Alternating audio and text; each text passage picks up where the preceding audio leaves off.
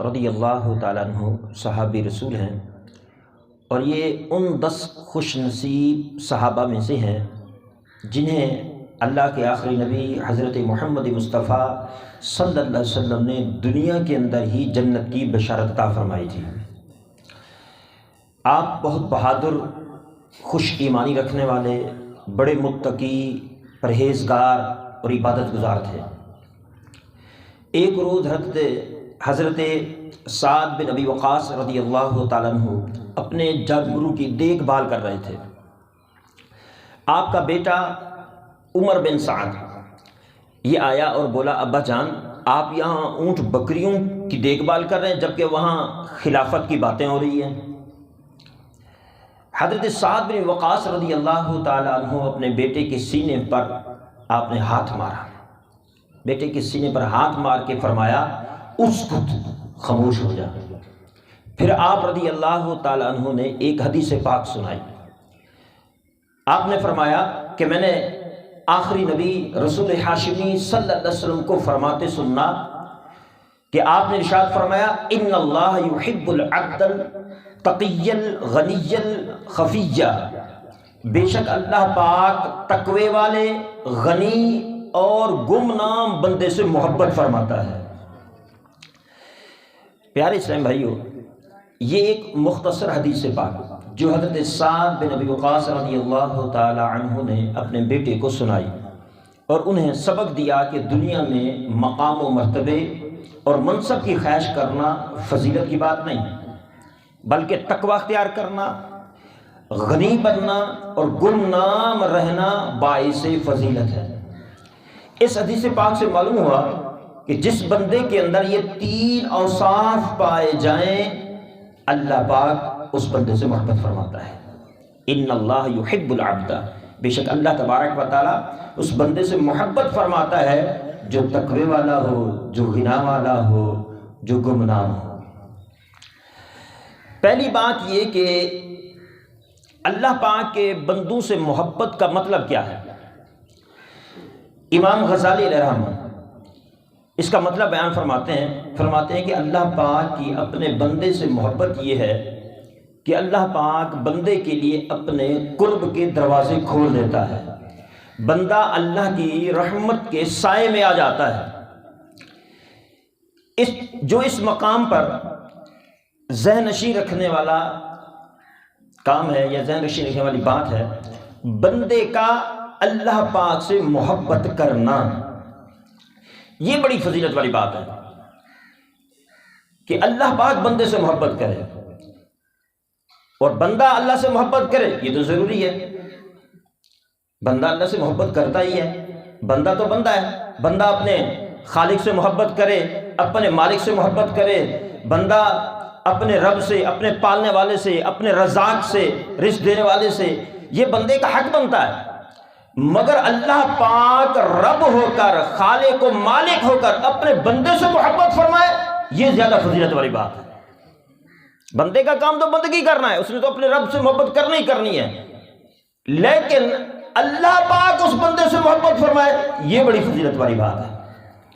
امام بخاری نے حدیث پاک نقل کی، حدیث قدسی ہے۔ حدیث قدسی ہوتی ہے کہ روایت کرنے والا اللہ کے نبی اور فرمان اللہ رب العالمین کا ہوتا ہے۔ اللہ تبارک و تعالی ارشاد فرماتا ہے، ما یزال عبدی یتقرب الی بالنوافل، بندہ نوافل کے ذریعے میرا قرب حاصل کرتا رہتا ہے حتیٰ کہ احبہ، یہاں تک کہ میں یعنی اللہ پاک اس سے محبت فرمانے لگتا ہے۔ نوافل پڑھ کے اللہ رب العالمین کی بارگاہ کے اندر نوافل پڑھتا رہتا ہے تو اللہ پاک اس کو قرب عطا فرماتا ہے، اس سے محبت فرمانے لگتا ہے۔ فرمایا پس جب میں بندے سے محبت کرتا ہوں تو کنت سمعہ الذی یسمع بہ، میں اس بندے کے کان ہو جاتا ہوں جس سے وہ سنتا ہے، وبصرہ الذی یبصر بہ، میں اس بندے کی آنکھ ہو جاتا ہوں جس سے وہ دیکھتا ہے، ویدہ الذی یبطش بہا، میں اس بندے کے ہاتھ ہو جاتا ہوں جس سے وہ پکڑتا ہے، اور آگے فرمایا وَرِجْلَهُ الَّتِي يَمْشِي بِهَا، میں اس بندے کے پاؤں بن جاتا ہوں جس سے وہ چلتا ہے۔ اور ایک اور روایت کے اندر ہے کہ میں اس بندے کا دل ہو جاتا ہوں جس سے وہ سوچتا ہے، سمجھتا ہے۔ وَلِسَانَهُ الَّذِي يَتَكَلَّمُ بِهِ، میں اس بندے کی زبان ہو جاتا ہوں جس سے وہ بات کرتا ہے۔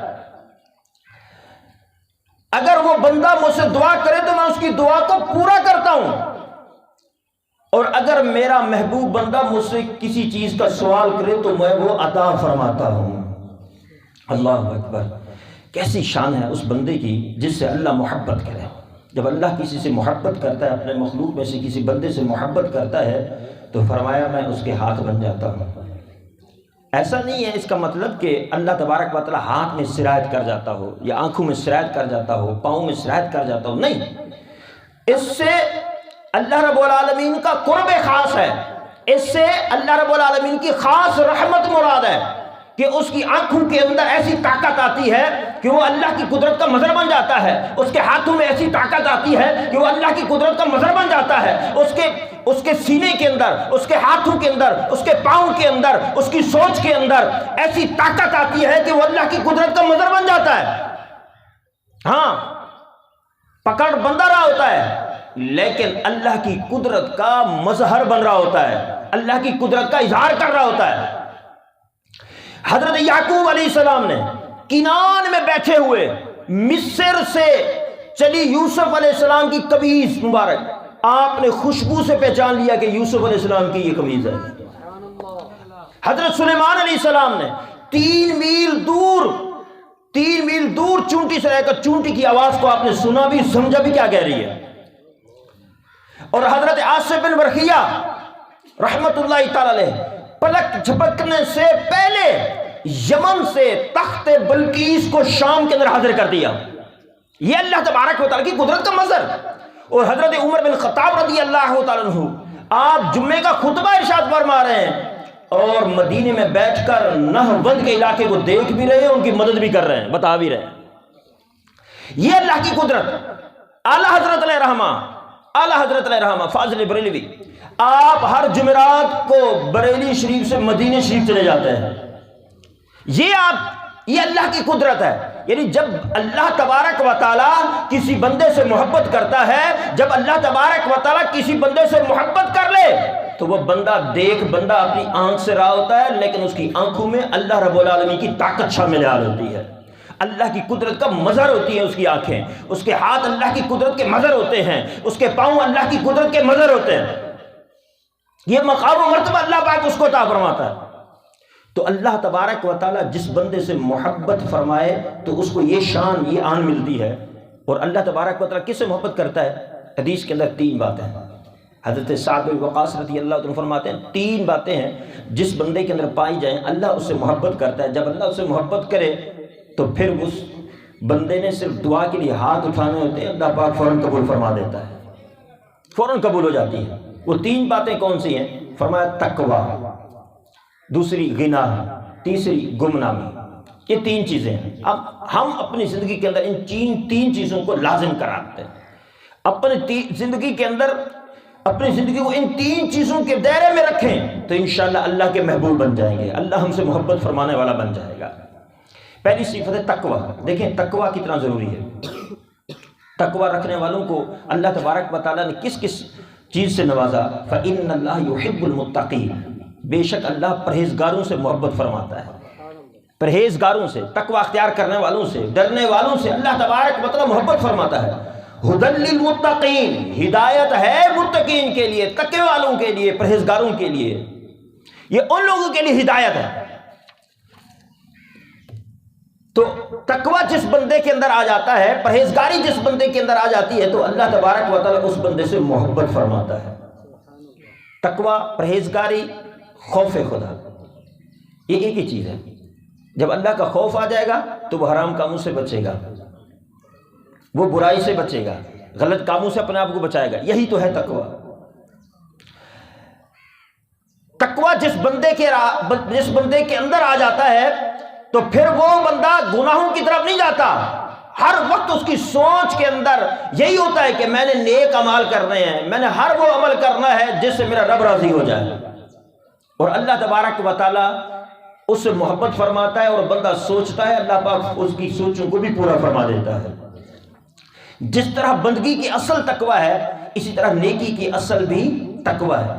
اللہ تبارک و تعالیٰ نے قرآن مجید فرقان حمید کے اندر ارشاد فرمایا، پارہ 2 سورۃ بقرہ آیت نمبر 189، اور یہ کوئی نیکی نہیں کہ تم گھروں میں پچھلی دیوار توڑ کر آؤ، ہاں اصل نیک تو پرہیزگار ہوتا ہے. تو پتہ چلا کہ اصل نیک کون ہوتا ہے؟ پرہیزگار.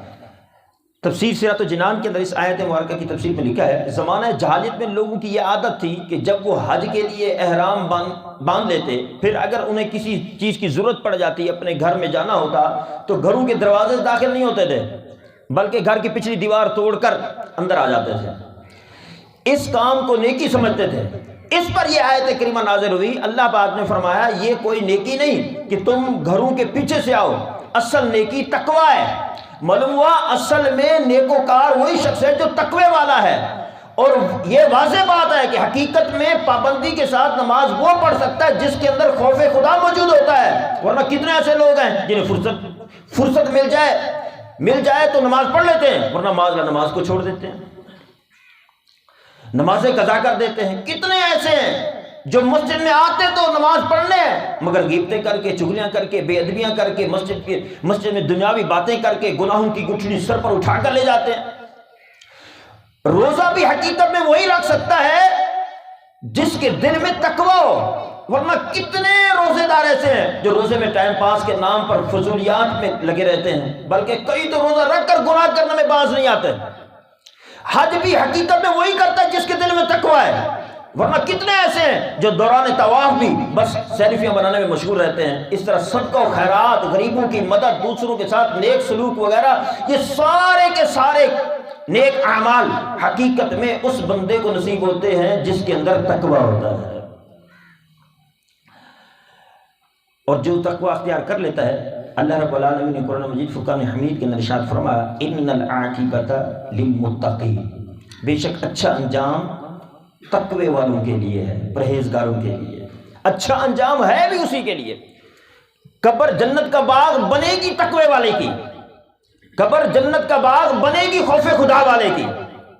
اعدت للکافرین، پرہیزگاروں کے لیے تیار کی گئی ہے. یہ ہے پرہیزگاروں کے لیے، نیک لوگوں کے لیے تیار کی گئی. ورنہ گنہگار فاسق جس کے دل میں تقویٰ نہ ہو، جس کے دل میں اللہ کا خوف نہ ہو، جس کے دل میں اللہ کا خوف نہ ہو نا، تو وہ بے باکی کے ساتھ گناہ کرتا ہے. اور اس انداز کے اندر گناہ کرتا ہے کہ اس گناہ کو وہ نیکی سمجھ کے کر رہا ہوتا ہے. باپ کو جھاڑ رہا ہے، میں حق پر ہوں اس لیے سے باپ کو سیدھی بات کر رہا ہوں. لعنت تیری زندگی پر، تمہیں اتنا نہیں پتا کہ باپ کے سامنے بات کیسے کرنی ہے. استاد کے سامنے آنکھیں اٹھا کے بتا رہا ہے میں حق بیان کر رہا ہوں، اور حق بیان کرنا تھا، بات کیسے کرنی یہ بھی تو دیکھ.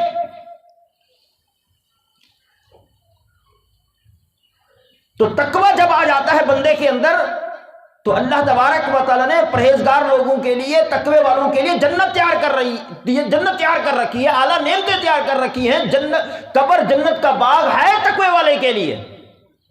اور جس کو تقوی نصیب ہوتا ہے تو اسے نماز نصیب ہوتی ہے، اسے روزہ نصیب ہوتا ہے، اسے حج نصیب ہوتا ہے، اسے زکوٰۃ ادا کرنا نصیب ہوتا ہے، اسے نیکی کی دعوت دینا نصیب ہوتا ہے، برائی سے منع کرنا نصیب ہوتا ہے. جس کو تقوی مل جاتا ہے، اللہ تبارک و تعالی ہم میں تقوی سے مالا مال فرمائے. تقوی کیسے حاصل ہوگا؟ جب ہم نیک لوگوں کی صحبت اختیار کریں گے. صحبت کا بڑا اثر ہوتا ہے، صحبت کا بڑا اثر ہوتا ہے. نیک لوگوں کی صحبت سے تقوی ملے گا. جب ہم نیک بندے کے ساتھ گزریں گے، اس کے ساتھ بیٹھ کر کھانا کھائیں گے، کھانا بچ جائے گا، وہ کہے گا نہیں رزق ہے، ضائع نہ ہو جائے. بلکہ سنت یہ ہے کہ برتن کو اچھی طرح صاف کیا جائے. پانی بچ جائے تھوڑا سا، ہم تو گرا دیتے ہیں، تھوڑا سا بچ کے ایسے ڈول لیتے ہیں. ایسا نہیں کرنا چاہیے، یہ اسراف میں چلا جائے گا. کیوں؟ پاک ہے. اگر مومن کوئی دوسرا مسلمان یہ پانی پی لے گا، مومن کے جھوٹے میں تو شفا ہے. اگر ہم اللہ کی نعمت کو یوں گرا دیں گے تو اسراف ہے، گناہ ہے. تو نیک لوگوں کی صحبت ہمیں بتائے گی کہ نہیں، اگر تھوڑا سا پیندے کے ساتھ پانی بچ بھی جاتا ہے تو اس کو گلاس رکھو، تھوڑی دیر بعد نیچے جمع ہوگا پھر پی لینا. اللہ کی نعمت ضائع نہ. ہماری کیفیت یہ ہوتی ہے. اور اسی طرح اللہ کی کثیر نعمتیں ہم استعمال کرتے ہیں، اس کے اندر ہماری کیفیت کیا ہوتی ہے؟ تربوز لے لیں، اوپر سے لال لال کاٹ لیں گے، نیچے جو گری والی ہے، نیچے والی ہے اس کو ہم چھوڑ دیتے ہیں، کچرے میں ڈال دیتے ہیں، حالانکہ جہاں تک کھائی جا سکتی ہے اس کو کھانا چاہیے۔ اسی طرح اگر کیلا تھوڑا سا دبا ہوا ہے تو دبے والی چیز کو اس کو سائڈ پہ ڈال دیں گے اور باقی کھا لیں گے، حالانکہ دبنے سے کیلا خراب تھوڑی ہوتا ہے، شاید کیلے کے اندر کوئی کیڑا لگتا ہو، میں نے تو نہیں دیکھا، دبنے سے اس کی شکل تبدیل ہو جاتی ہے، لیکن ہم پھینک دیتے ہیں۔ یہ چیزیں کیسے سیکھنے کو ملتی ہیں؟ نیک لوگوں کی صحبت اختیار کرنے میں، اچھے لوگوں کی صحبت اختیار کرنے میں۔ لیکن ہمارے پاس نیک لوگوں کی صحبت نہیں ہے، ہمارے پاس صحبت ہے کس کی؟ دنیا دار کی۔ ہمارے پاس صحبت کس کی ہے؟ جو زیادہ کاروباری ہے، پیسہ کمانے والا ہے۔ ہمارے پاس صحبت کس کی ہے؟ جو زیادہ فلاسفر ہے، دوسروں کو جلدی باتوں کے اندر گرویدہ کر کے اس کو زج کر دیتا ہے۔ ہمارا پسندیدہ وہ ہے جو سب سے بڑا سیاست کرنے والا ہے، ہمارا پسندیدہ وہ بندہ ہے جو سب سے زیادہ فراڈ کرنا جانتا ہو، اپنا کام نکلوانا جانتا ہو، ہمارا وہ فیوریٹ ہوتا ہے۔ ہمارا فیوریٹ وہ کیوں نہیں ہے جو 5 وقت کا نمازی ہو؟ ہمارا فیوریٹ وہ کیوں نہیں ہے جو جھوٹ سے بچتا ہو؟ ہمارا فیوریٹ وہ کیوں نہیں ہے جو والدین کے ہاتھ چومنے والا ہو؟ ہمارا فیوریٹ اگر ماں باپ کے ہاتھ چومنے والا ہوگا تو ایک دن آئے گا ہم بھی ہاتھ چومنے والے بن جائیں گے۔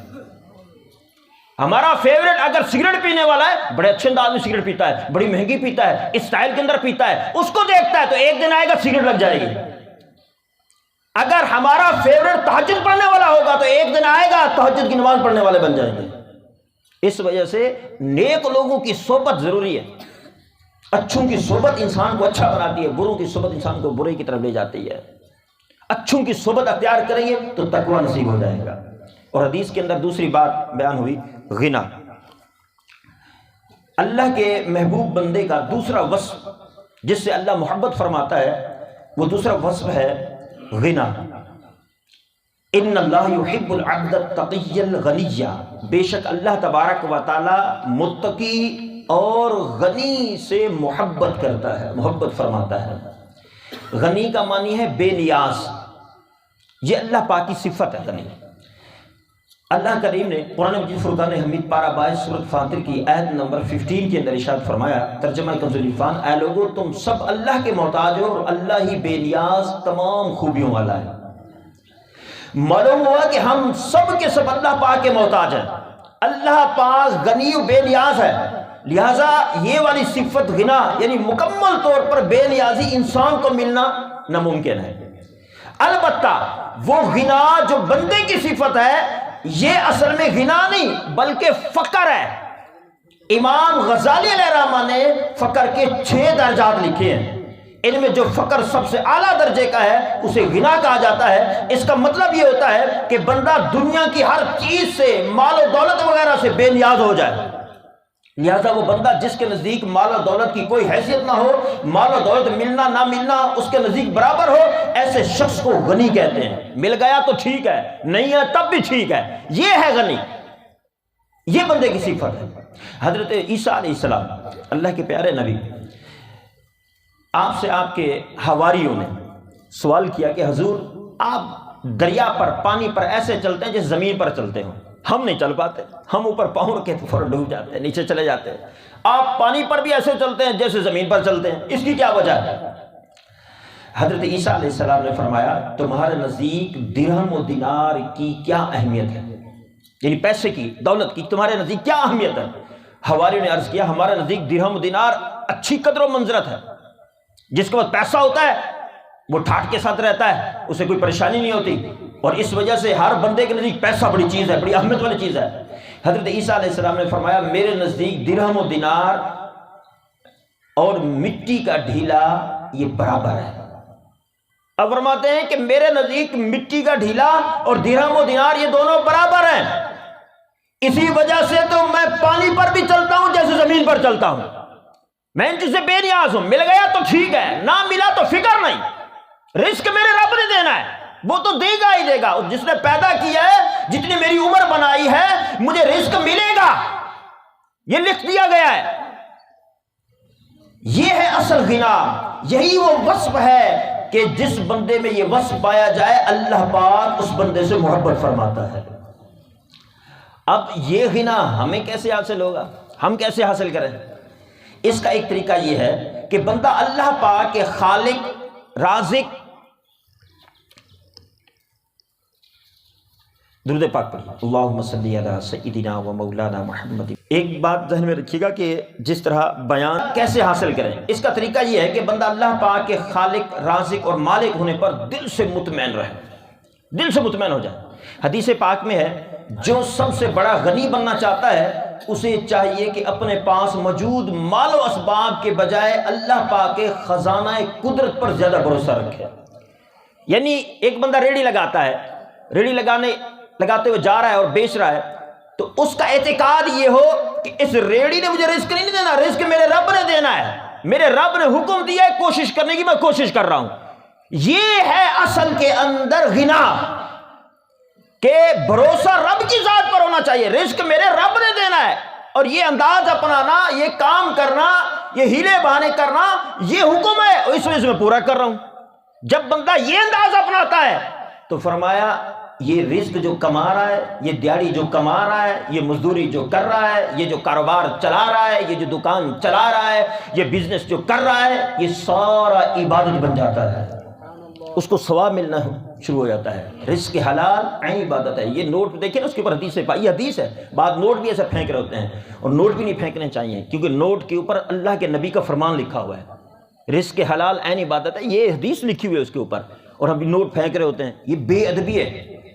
اور اس طرح جب نعت خواہ نعت پڑھ رہا ہوتا ہے، بیان کر رہا ہوتا ہے، ایسے پھینک رہا ہے، ایسے نہیں پھینکنے چاہیے، نہیں پھینکنے چاہیے۔ اگر آپ کا دل مانگ رہا ہے، دل مان رہا ہے اور دل کر رہا ہے کہ میں اس کی خدمت کروں، خیر خواہی کروں، اس کے ہاتھ میں دے دیں یا آگے رکھ دیں اگر کرنی ہے، یا بعد میں اس کی جیب میں ڈال دیں۔ میں منع نہیں کر رہا ان کی خدمت سے، لیکن یوں جو اس طرح پیسے پھینکے جاتے ہیں یہ بے ادبی ہے۔ کس چیز کی؟ اس نوٹ پر اللہ کے نبی کا فرمان لکھا ہوا ہے، حدیث لکھی ہوئی ہے، احتیاط کرنی چاہیے، بے ادبی نہ ہو۔ معلوم ہوا کہ اگر ہم اللہ پاک کے خزانہ قدرت میں کامل بھروسہ کر لیں تو انشاءاللہ الکریم ہمیں غنا کی دولت نصیب ہو جائے گی۔ ہمارے پاس مال ہے تو بھی اس پر بھروسہ نہیں، بلکہ بھروسہ اللہ پاک پر ہو۔ مال کا کیا بھروسہ، یہ آج ہے، ہو سکتا ہے کل نہ ہو۔ اسی طرح غربت آ گئی، کوئی بات نہیں، مالک اللہ پاک ہے۔ کاروبار ٹھپ ہو گیا، کوئی بات نہیں، پریشانی آ گئی، اللہ مالک ہے۔ مشکل آ گئی، اللہ مالک ہے۔ نوکری نہیں مل رہی، اللہ مالک ہے۔ یوں بندے کے حالات کیسے بھی ہوں، اس کا ذہن یہ بنا رہے کہ اللہ مالک ہے، اللہ پاک میرا خالق ہے، اللہ پاک رزق دینے والا ہے، عطا فرمانے والا ہے۔ جب یہ پختہ ذہن بن جائے گا انشاءاللہ الکریم ہمارے دل میں دنیا سے، دنیاوی مال و دولت سے، دنیا داروں سے غنا یعنی بے نیازی کی صفت پیدا ہو جائے گی۔ جب یہ چیزیں ہمارے اندر آ جائیں گی، ایک حدیث پاک میں ہے تیسری صفت جو حدیث کی بیان ہوئی کہ گمنامی۔ حدیث کے اندر تین چیزیں ہیں کہ جس کے بندے کے اندر تین چیزیں پائی جائیں تو اللہ اس سے محبت فرماتا ہے، اور جس سے اللہ محبت فرمائے اس کا بیڑا پار ہو جاتا ہے۔ پہلا تقویٰ تھا، دوسری بولیے نا، دوسری کیا تھی؟ غنا، ہاں یہ یاد بھی رکھنا۔ تیسری ہے گمنامی۔ حدیث پاک میں ہے کہ خفا یعنی گمنامی وہ شخص جو لوگوں میں اپنی شہرت نہیں چاہتا، ہر نیکی چھپا کر کرتا ہے، خود گمنام رہتا ہے، ایسا شخص بھی اللہ پاک کا محبوب اور پسندیدہ ہے۔ اللہ کی راہ میں خرچ کیا تو چھپا کر، کسی مسلمان کی مدد کی تو چھپا کر، اگر کسی کا کوئی کام پھنسا ہوا تو خاموشی سے اس کا کام کروا دیا، دوسروں کے سامنے اظہار نہیں کیا، ہاں یہ تو لٹکا ہوا تھا میں نے اس کو بچایا، بھائی نیکی کر کے صرف اظہار کر رہا ہے، ہاں یہ بیچارہ ڈوبا تو اس کو تو باندھ رہے تھے، چوک پہ پکڑا ہوا تھا، میں نے پیسے دے کے اس کو چھڑایا۔ ارے بھائی نیکی کیوں ضائع کر رہا ہے؟ کر دی ہے تو چھپا۔ رات کو تہجد پڑھ لے، صبح انگڑائی لے کے بتاتے ہیں رات نیندر پوری نہیں تھی، تہجد پڑھتا رہا، اور ہے کہ اللہ کے بندے کیوں بتا رہا ہے؟ جس کے لیے تو نے عبادت کی وہ تو خوب جانتا ہے، یوں نیکی اپنی ظاہر کر کے اب کیوں ریاکاری کا شکار ہو رہا ہے؟ ہاں اگر تیری کوئی نیت ہے کہ تو اس مقام پر پہنچ چکا ہے، تو مفتی ہے، تو شیخ الحدیث ہے، اللہ کا ولی ہے، اس وجہ سے بتاتا ہے کہ تیرے محبین ترغیب حاصل کرے، وہ الگ بات ہے۔ تو اپنا معیار تو دیکھ رہا ہے کیا دوسروں کو بتا رہا ہے، اور سامنے والے بھی منہ پہ کچھ نہیں کہتے، اندر ہنس رہے ہوتے ہیں، دیکھو ریاکاری کر رہا ہے، رات کو تو نے تہجد پڑھی ہمارے اوپر احسان کیا، منہ پہ نہیں کہتے، اسے فتنے سے بچنے کے لیے دل کے اندر وہ محسوس کر رہے ہوتے ہیں۔ تو اس وجہ سے جو بھی نیکی کی جائے، جو بھی کام کیا جائے، پوشیدہ طور پر کیا جائے۔ ہاں بعض ایسے کام ہے جو علی الاعلان کرنے کا حکم ہے، زکوٰۃ دینی ہے تو بتا کے بھی دے سکتے ہیں، اچھی نیت کر کے کہ میں اپنی زکوٰۃ پوری ادا کر رہا ہوں تاکہ لوگ بدگمانی بھی نہ کریں اور دوسرے بھی زکوٰۃ ادا کریں۔ نیت اگر اچھی ہے، آتا ہے مسجد میں دیتا ہے، یار میں سب کے سامنے 1000 دوں گا، کسی اور کا بھی ذہن بن جائے وہ بھی 1000 دے گا تو یہ بھی مجھے بھی ثواب ملے گا، یہ ترغیب کے طور پر دیتا ہے، یہ تو اچھا ہے۔ اب یہ باتیں کیسے پتہ چلیں گی کہ اس پر ثواب ملے گا کہ نہیں ملے گا؟ یہ نیت کے ذریعے پتہ چلے گا کہ نیت ہماری کیا ہے جو ہم بتا رہے ہیں، یہ بیان کر رہے ہیں۔ تو اللہ تبارک و تعالیٰ اس بندے کو اپنا محبوب بنا لیتا ہے جس کے اندر تقویٰ آ جائے، جس کے اندر غنا آ جائے اور جو گمنامی اختیار کر لے۔